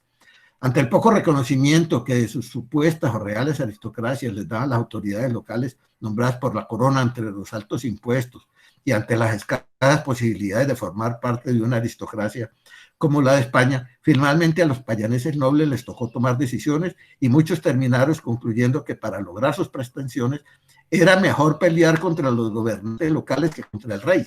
Y por eso en sus proclamas pedían que Fernando VII, su adorable y entrañable rey puesto por Dios y por la Virgen Santísima en el trono, viniese a gobernar directamente en estas tierras, algo parecido a lo que pasó en Cali.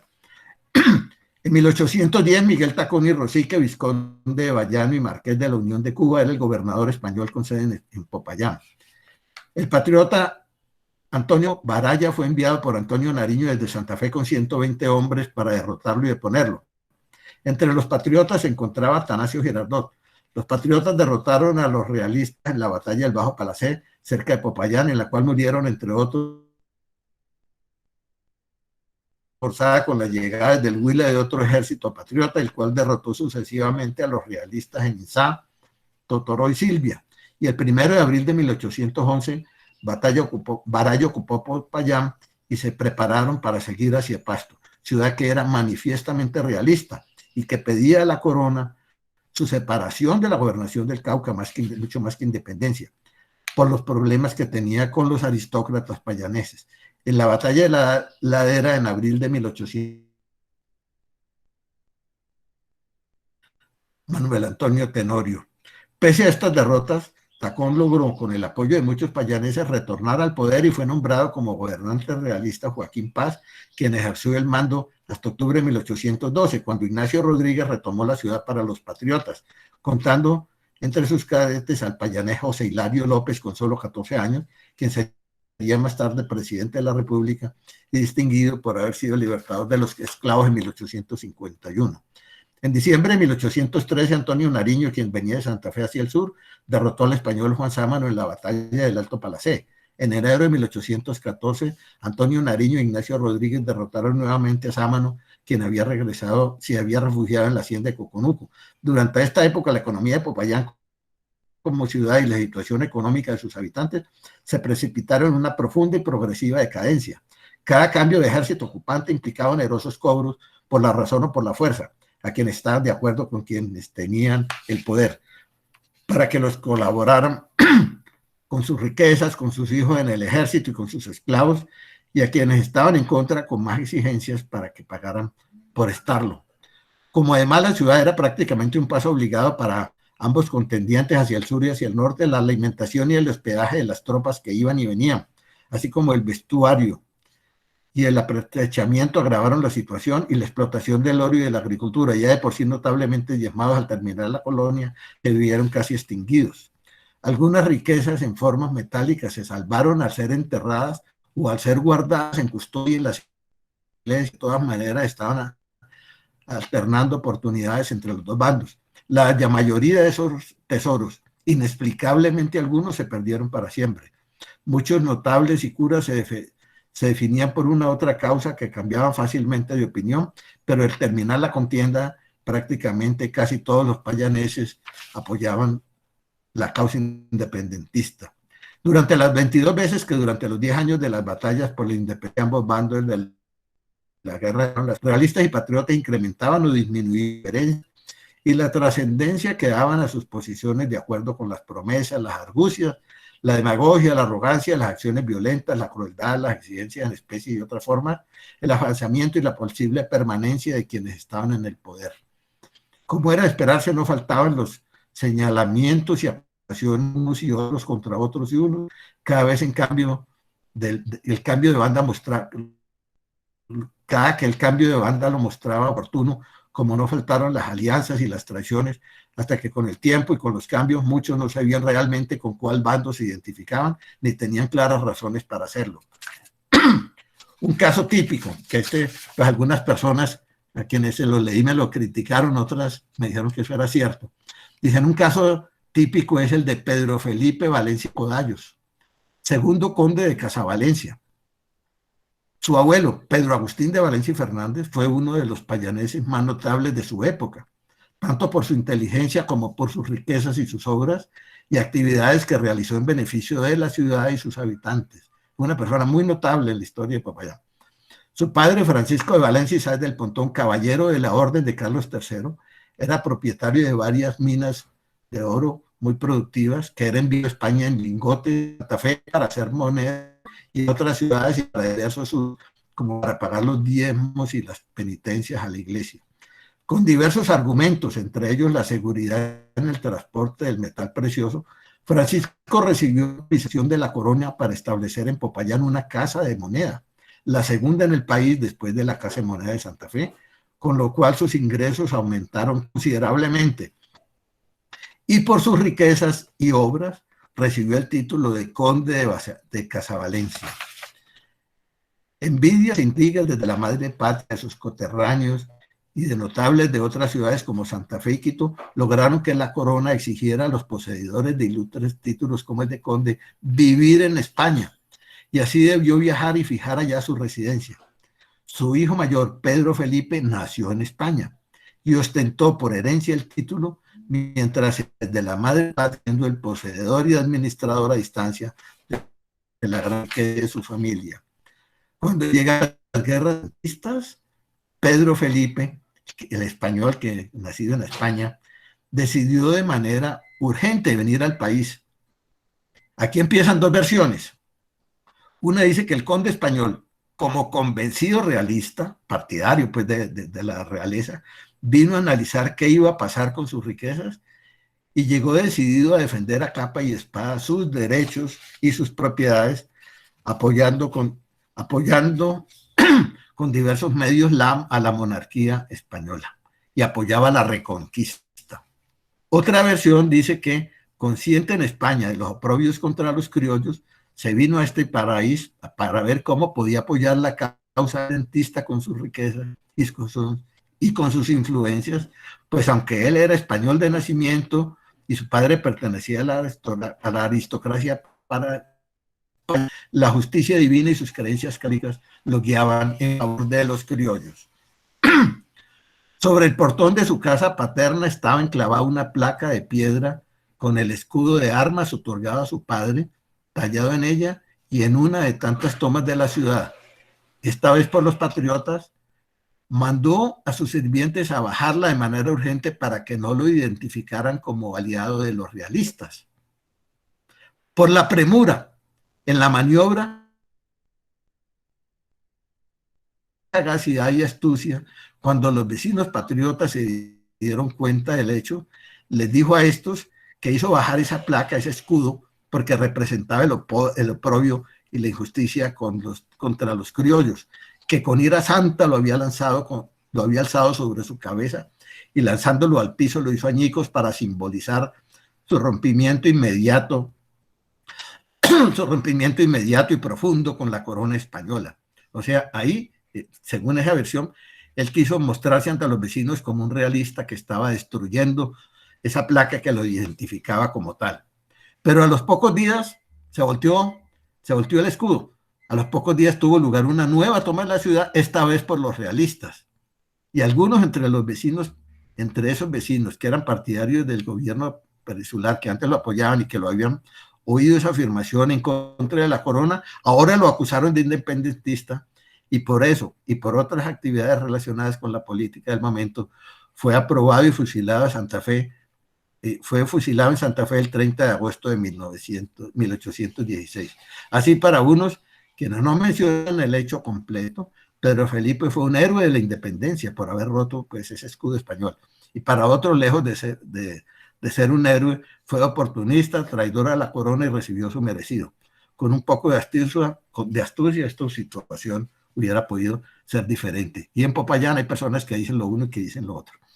El libertador Simón Bolívar, después de la batalla de Boyacá, se trasladó con su estado mayor a la hacienda Japio, de propiedad de la familia Arboleda, localizada en Caloto, al norte de Popayán, y así esta ciudad se convirtió en la sede de las tropas que desde ahí perseguían al ejército realista que huía hacia el sur.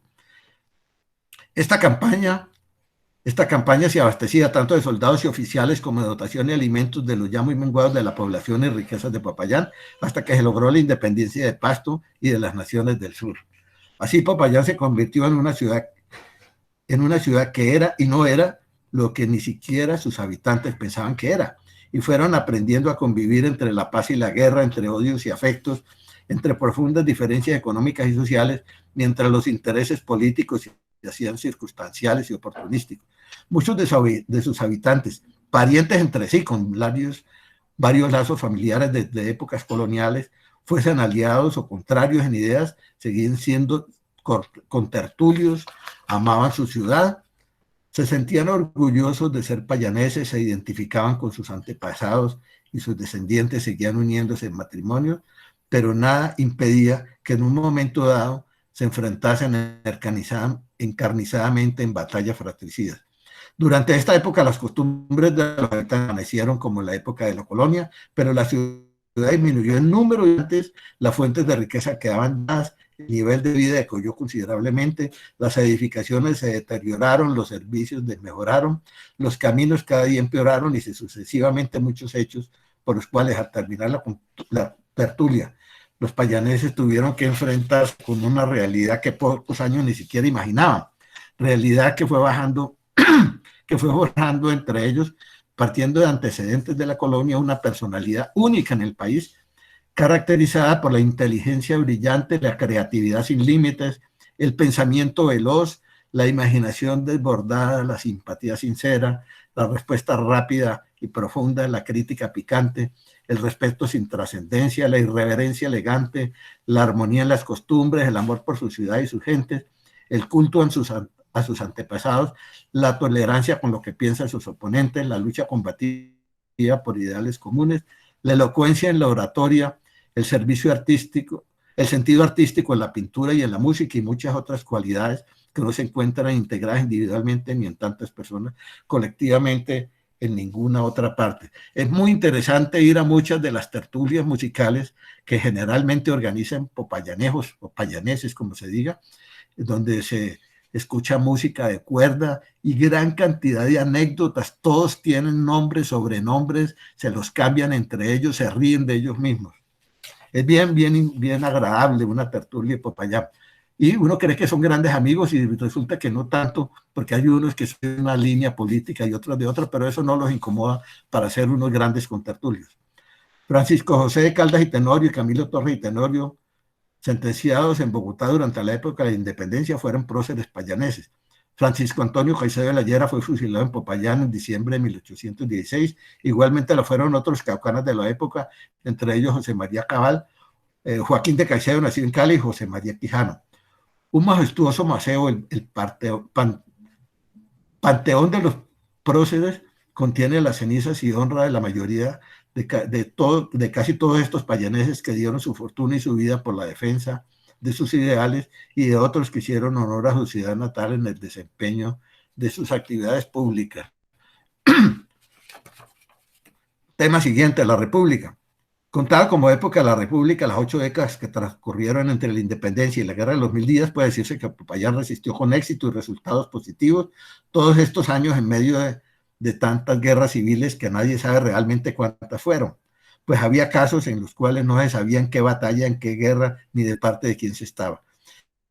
Y fueron muchos combatientes que Popayán aportó, en ellas y muchos, pero muchos fueron los payaneses que participaron en las contiendas parlamentarias buscando una paz que nunca llegó y una democracia que jamás existió. Unos eran militares de carrera, pero la mayoría eran militares de guerras civiles y mayor formación académica y militar, como lo fue Manuel Tejada Sánchez, general conservador quien participó en numerosas batallas en el norte de Popayán. La ciudad de Puerto Tejada se llamó así en su honor, pero muchos de sus pobladores, la gran mayoría de origen africano, no están de acuerdo con ese nombre porque Tejada era un conservador radical expresamente esclavista. Mucha información sobre este tema tiene nuestro querido académico Baudilio, quien me dio a conocer unos acontecimientos sobre este señor Tejada y la fundación de Puerto Tejada. En general, ningún africano, descendiente de africanos, tiene el apellido Tejada porque al Tejada, por el cual se le dio el nombre de la ciudad, lo odiaban por esclavista. También en esta guerra de los 1000 días participaron varios batallones que venían desde Popayán y cuando visité hace unos 2 años Bucaramanga, allá los museos muy interesantes y muy bien tenidos muestran que hubo batallones de personajes que pelearon en la guerra de los 1000 días que venían desde Popayán. Inclusive se unían a veces por clanes familiares. Y uno de esos batallones donde fallecieron unos parientes cercanos de mi padre, se llamaba el Batallón Valencia, venían de Popayán y eran unos cuantos que se fueron a pelear hasta Bucaramanga, murieron allá en la batalla final de las guerras de los 1000 días, y está ya en Bucaramanga, en el Museo Militar. Terminada la campaña del sur, no hubo restitución económica ni honorífica alguna, y los payaneses se vieron entonces obligados a trabajar en equipo, a construir sociedad y economía, mancomunadamente en este sentido, pero reviviendo divisiones políticas y religiosas que profundizaron en muchos casos las diferencias que desde años antes existían entre familias por asuntos de tierras, de poder y de hidalguía, incrementándose mutuas acusaciones por sus actuaciones durante el conflicto de independencia. El Estado en la situación concientizó y llevó a muchos payaneses a prepararse en su formación académica, y así cientos de estos viajaron a Bogotá a estudiar y a participar en la política, y miles se vieron involucrados en las numerosas guerras civiles que durante cerca de 8 épocas desangraron la región, una guerra continuada de todos contra todos, pese a lo cual Popayán desde mediados del siglo XIX progresó económicamente y se consolidó de nuevo una ciudad culta con numerosos centros de conocimiento, con la prestigiada Universidad del Cauca, fundada por el general Santander en 1827, y surgieron en la ciudad y en el entorno cercano muchos líderes a nivel nacional. Durante la época de la República fueron muchos los sucesos que involucraron familias payanesas, casi todas emparentadas entre sí, las cuales podían cambiar de bando de acuerdo con las circunstancias, entre santanderistas y ibaristas, y posteriormente entre liberales y conservadores de todas las tendencias. Entre los personajes más conocidos por sus actuaciones de la época, payaneses o cercanos y emparentados, están Tomás Cipriano Mosquera, José Hilario López, José María Obando y Julio Arboleda. Mosquera fue primero conservador, pero luego, durante la mayor parte de su vida política, actuó tal. Obando fue realista y posteriormente patriota. López fue liberal, trabajó por la separación entre la Iglesia y el Estado y por la abolición de la esclavitud. Cuando murió en 1869, los curas le negaron cristiana sepultura y debió ser enterrado en un cementerio rural. Además de haber liberado a los esclavos, él era de la logia masónica. Arboleda fue siempre conservador y esclavista, tanto que en 1851, viendo inminente la liberación de los esclavos, exportó los suyos, más de 100, por el puerto de Buenaventura, para que fuesen entregados como parte del negocio previamente realizado. Buena parte de esta información también me la dio nuestro querido Caudilio, tiene escritos hasta los nombres de los esclavos. Sus enemigos decían que hubo una venta ficticia y que los esclavos siguieron siendo suyos hasta que varios años después los negoció en varias ciudades del Perú. Obando y Arboleda fueron asesinados. Obando y Mosquera fueron enemigos, se batieron en duelo con pistolas en el cementerio de Bogotá y luego fueron aliados. Mosquera y López estuvieron a punto de batirse en duelo con espadas. Todos participaron en guerras y batallas nacionales y regionales contra el Ecuador y en Antioquia, Cundinamarca y Panamá. Se dice que en esta época, más de 80 años, Popayán no tuvo ni siquiera 5 años seguidos. Y durante esta época, los saqueos, los incendios, los ajusticiamientos y otras varias causas hicieron que muchos archivos históricos de las casas de familia, de las parroquias y de las oficinas estatales desaparecieran, perdiéndose muy valiosa documentación sobre relaciones entre nuestros ancestros. Por esta razón, mucha información sobre las familias payanesas del siglo XIX se han perdido, se han transmitido, se han recuperado en forma verbal.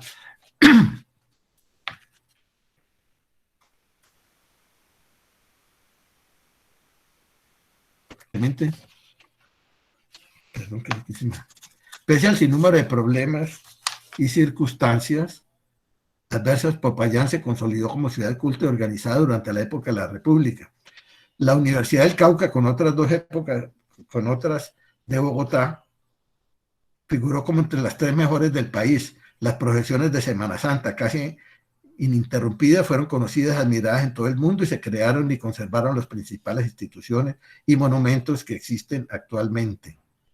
Entre los acontecimientos sobresalientes que más importancia tuvieron en las costumbres de Popayán fueron la abolición de la esclavitud, la segunda expulsión de las jesuitas y la expiación de los bienes improductivos de la iglesia, esta ejecutada por Cipriano de Mosquera.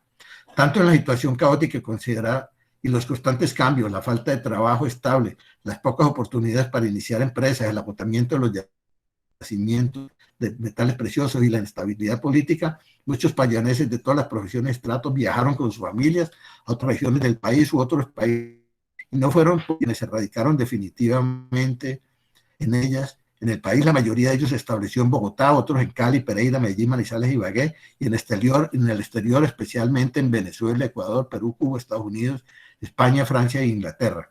Entre quienes viajaron, muchos dieron a conocer la región y sus logros y volvieron algún tiempo después trayendo aportes culturales y tecnológicos, y también fueron muchos los habitantes de otras regiones del país y las extranjeras que vinieron a vivir a la ciudad, atraídas por su clima, por sus paisajes y por sus gentes, y formaron familias que se integraron sin problemas con los payaneses. Entre los extranjeros figuran los Simons y los... La fotografía llegó al país y a Popayán en el año 1860, el telégrafo a mediados de los 70, la radio a finales de siglo y el ferrocarril en las primeras épocas del siglo XX. El cemento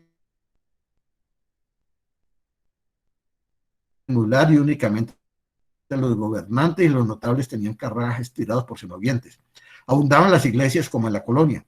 Al terminar el siglo XIX, la ciudad tenía cerca de 20.000 habitantes y su extensión era de unas 50 manzanas localizadas alrededor de la plaza principal.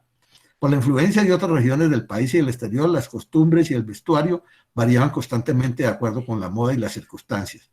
Durante la época que, partiendo de la conciliación de la independencia, llega hasta la Guerra de los 1000 días, la ciudad no tuvo mucho desarrollo urbanístico, permaneciendo casi constante el área construida.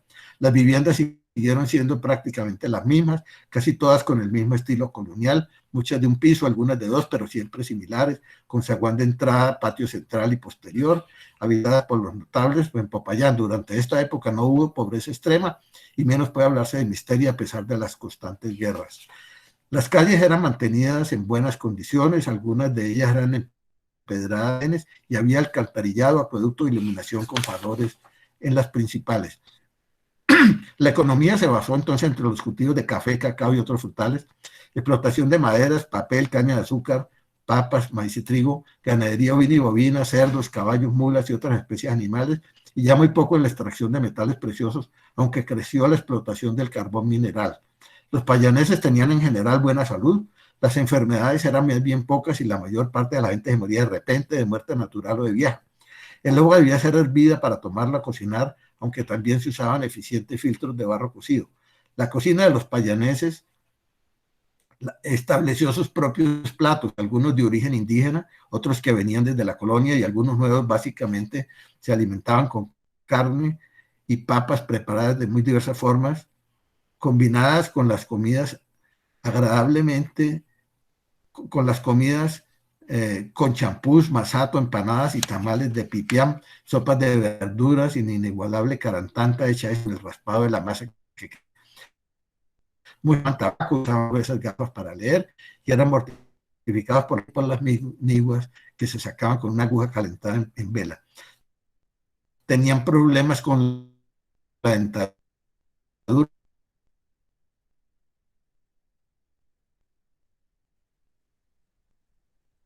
y hasta mediados del 10 desempeñaban el oficio de odontólogos. Las familias eran numerosas, muchas tenían hasta 20 hijos, pero llegaban adultos solamente unos pocos, más de la mitad. En las familias el derecho de primogenitura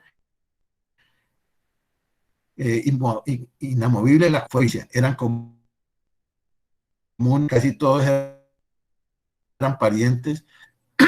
Las enemistades políticas por tierra se suavizaron, aunque nunca hubo absoluta paz entre algunas de las familias tradicionales. Muchos hijos se fueron a vivir al campo, colonizando las montañas cercanas y lejanas, y así fueron miles los payaneses que formaron parte de la fundación y el desarrollo de nuevas ciudades, algunas un poco lejanas, varias de origen antioqueño como Manizales, Pereira, Armenia y Caicedonia. Empezaron a cultivar la lectura, el arte y la música de tiple, bandola y guitarra. La institucionalidad siguió siendo firme con entidades de prestigio y con costumbres ya fortalecidas como las procesiones de Semana Santa. La Iglesia validó como el poder detrás del gobierno, sin importar cuál era, fuese de católicos conservadores o de católicos masones liberales. Y a fin de cuentas era fácil cambiarse de partido y de hecho se hacía, pero era importante identificarse con alguna tendencia política y más si se contaba con amistades en la capital de la República. Las mujeres se dedicaban a la confección de prendas y adornos a la cocina, a planchar las complicadas camisas de pliegues de sus esposos e hijos y a rezar e ir a misa. No faltaban, como en todas partes, los locos, los vagos, los sinvergüenzas, los borrachos, los jugadores empedernidos de tresillo. Los mujeriegos eran famosos en Popayán, los vividores, ni mucho menos las mujeres fáciles, los hijos abandonados y los limoneros. Pero siempre los payaneses han sido muy renuentes a aceptar estos hechos y al contrario han sido expertos en esquivar cualquier indicio que las relacione con este tipo de personas y así cualquier antepasado nuestro, hombre o mujer, aunque no hubiera tenido una vida ejemplar, con pocas excepciones será mostrado como una persona con grandes cualidades y virtudes. Durante esta época también hubo remembranzas de la nobleza, representados entre otros por el marqués de San Juan de la Ribera, con quien ya mencionamos. El tema siguiente son los temas modernos. El siglo de las guerras civiles llegó a su fin con la Guerra de los 1000 días, que no fue ajena a Popayán, ciudad que ya se había acostumbrado a vivir en contiendas de todo tipo. La paz que se firmó en el barco Wisconsin en 1903 entre Alfredo Vázquez Cobo, nacido en Cali, y Benjamín Herrera, que no estuvo presente, pero es muy presente, ambos siendo generales de política opuestas, nacidos en el entonces territorio del Cauca. La gente de Candelaria dice que Benjamín Herrera nació allá, otros dicen que nació en Cali. Al acuerdo al se llegó más por agotamiento y cansancio que por principios, que dejó de entrever una situación de descanso en las armas. La separación de Panamá fue un llamado de atención para que se dejase de estar peleando y desangrándose por asuntos que hubieran tenido fácil solución si se hubieran aceptado y respetado la forma de pensar de los demás y si se hubieran buscado el desarrollo armónico y equilibrado en todos los territorios de la patria. El mandatario más sobresaliente y progresista de la época, aunque autoritario y despótico, quien llegó al poder, se dice que de alguna manera dudosa, fue Rafael Reyes Prieto, quien se casó con la payanesa Sofía Angulo Lemus. Se vinculó con entusiasmo al progreso de la región y aportó factores de progreso que condujeron la ciudad a un desarrollo pacífico hacia la modernidad y a la institucionalidad. Reyes fue un gran promotor de la industria de la quina en la región del Pacífico. Con una notoria disminución en las riquezas de la tierra de la región, como eran los minerales y la madera, por la inmigración de notables ciudadanos hacia otras regiones del país y del exterior, y por haberse desarrollado desde finales del siglo anterior y principios del nuevo, el ferrocarril entre Buenaventura y Cali y el transporte fluvial por el río Magdalena hacia Cartagena y Barranquilla, Popayán fue perdiendo importancia en el comercio y su economía se fue estancando rápidamente mientras otras ciudades de la antigua regencia, Cali y Buga, se desarrollaban y se disputaban el liderazgo del Valle del Río Cauca, región que había iniciado con éxito la producción industrial del azúcar, la ganadería y el comercio nacional e internacional. Durante esta época moderna, Popayán se ha destacado como una ciudad universitaria, cultural, turística, gastronómica y religiosa. Son famosas y muy concurridas las ya mencionadas procesiones de Semana Santa. Además, el Festival de Música Religiosa y la Feria Artesanal y el Festival Gastronómico, todos de celebración anual. Fueron muchos los ciudadanos de todo el país que se forjaron en sus aulas y así ha tenido muchos colegios importantes, más de 15 universidades aprobadas con una población flotante de miles de estudiantes de todo el país. Como ciudad universitaria ha disminuido considerablemente. En Popayán, por esta misma época, hay cerca de 12 museos importantes, en especial los de arte religioso. Sus interesantes y preciosos sitios internos y alrededores con varias antiguas haciendas que con interesante documentación de épocas anteriores es una atracción turística muy a nivel nacional e internacional. El avistamiento del cóndor y la visita a las montañas, nevados y volcanes donde habita, así como los ríos, los termales, los bosques y muchas otras atracciones hacen del turismo recreativo y cultural algo que genera muchos recursos a la ciudad.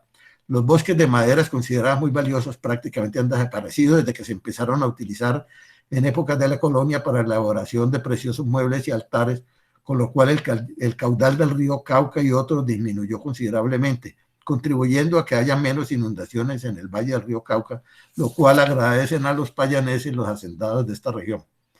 En época moderna, Popayán tuvo entre sus más esclarecidos hijos a los maestros Efraín Martínez, pintor conocido en Colombia y en Europa, y a otros insignes pintores como Luis Carlos Valencia y Edgar Nereda a nivel nacional. Poetas como el maestro Guillermo Valencia, renombrado universalmente, políticos como Guillermo Albión Valencia, presidente del país, Diego Euclides de Angulo Lemos, Víctor Mosquera Chao y Carlos Lemos Simos como designados a la presidencia, temporalmente en reemplazo del titular. Aurelio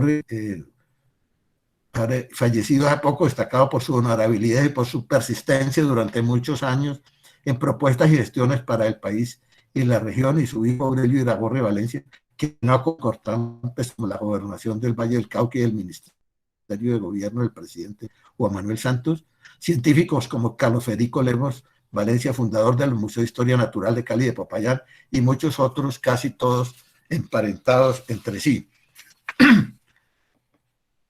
Por los años de la mitad del siglo XX, Popayán progresó culturalmente. La ciudad creció más o menos ordenada, sin miseria y sin mayores problemas económicos, desarrollándose la cultura, la educación como algunos de sus mejores medios de sus ingresos, hasta que en el año 1983, otro terrible terremoto, posiblemente el más grave de que se tiene historia de los sismos en la región, sacudió la ciudad a media mañana en pleno Jueves Santo. Fueron muchos los muertos, así como fueron muchas las casas y construcciones destruidas, entre ellas la Torre del Reloj, emblema de la ciudad durante grandes refuerzos, pero también muchas casas y otras edificaciones importantes desaparecieron para siempre. La llegada de numerosos habitantes de otras zonas cercanas, que también sufrieron los efectos del terremoto, así como la vinculación de muchísimos oportunistas que se radicaron en la ciudad para aprovechar los recursos que llegaron de todo el país y del mundo, sí que alcanzaran para todos por el desorden, el despilfarro y la corrupción, dieron origen a varios asentamientos que aumentaron considerablemente y en forma desordenada el área ocupada y el número de habitantes de la población, y por primera vez la Ciudad Blanca y el número de habitantes, la Ciudad Blanca, insignia de la región y del país, vio nacer y crecer cinturones de miseria, la pobreza y la inseguridad.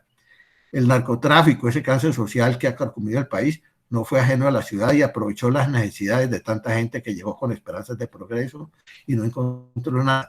Los testaferros, los mafiosos grandes, pequeños y sus secuaces inundaron con dinero de mala procedencia las inversiones y el desarrollo, y hoy de la antigua Popayán, la noble y leal, es muy... Gran parte de sus habitantes descienden de los aristócratas de los siglos pasados, pero casi nadie lo sabe ni le importa, como muy poco le importa a la gran mayoría cuál ha sido el glorioso pasado de esta hermosa y que llevamos en el alma. Ahora el vestuario, las costumbres, los edificios, las calles, los vehículos y tantas cosas más son iguales a los de las demás ciudades del país, y de las costumbres que más diferenciaban a Popayán del resto de Colombia quedan muy pocas. La Semana Santa, que en la primera mitad del siglo XX contaba con unos 12 monumentos andantes cargados en sus hombros por selectos ciudadanos llamados pasos, tiene ahora cerca de 40. De 12 han pasado a 40. No es que haya aumentado la piedad, es que el hecho de ser carguero en algunas de ellas que aún tengan como miembros activos algunos personajes conocidos, es un honor que se vende al mejor postor por mucho dinero y ayuda a hacer relaciones públicas. Se convirtieron pues los pasos en un negocio. Afortunadamente muchos payaneses que aman su ciudad, unos no quieren por nada del mundo emigrar a otras regiones, otros aportando su apoyo desde diversas ciudades, haciendo todo lo posible por conservar los aspectos más notables de la ciudad antigua y sus costumbres. Muchas de las casas, iglesias, monasterios, monumentos y otras edificaciones coloniales destruidas por el terremoto del 83 han sido reconstruidas como eran originalmente en su ciudad y remodeladas en su interior, en muchos casos utilizando sus amplias habitaciones y patios interiores con fines empresariales o institucionales de mucho éxito, pero conservando el estilo tradicional. Las procesiones conservan su mística sagrada y su esplendorosa elegancia, y se posicionan vez más festivales como esa y los otros ya nombrados. También entraron en competencia con la ciudad de Popayán, otras ciudades del Cauca, las cuales habían sido poco trascendentales y que empezaron a disputarse el liderazgo entre el poder, la economía y la supuesta y los dirigentes de Buga y Cali. A principios del siglo,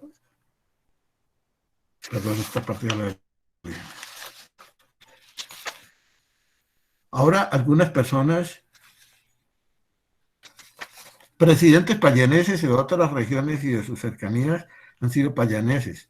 Fueron en la época de la República Camilo Torres, Joaquín Mosquera y Arboleda, Froilán Gacha, Tomás Cipriano de Mosquera Cuatro Ejes, José María Obando del Campo Dos Vejes, José López, Julio Arboleda Pongo, Ezequiel Hurtado, Andrés Herón Serrano como designado, Euclides de Angulo de Lema y otros que ya se mencionaron.